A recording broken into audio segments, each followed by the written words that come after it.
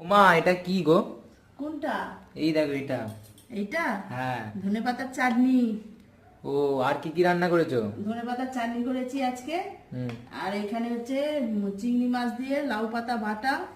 আর এখানে আবার একটুখানি চিংড়ি মাছ ভেজে রেখে দিয়েছি, তো দিদির জন্য ওগুলা চাউমিন করবে। ও। জানি না, রেখে দিয়েছি ভেজে। লাউ শাকের চচ্চড়ি নয়, পোস্ত। লাউ শাক আলু দিয়ে পোস্ত। লাউ শাকে পোস্ত? হ্যাঁ। আর এটা হচ্ছে শাকির মাছ, টমেটো ধনেপাতা দিয়ে ঝাল করেছি। ও, লাল লাল পুরো। হ্যাঁ।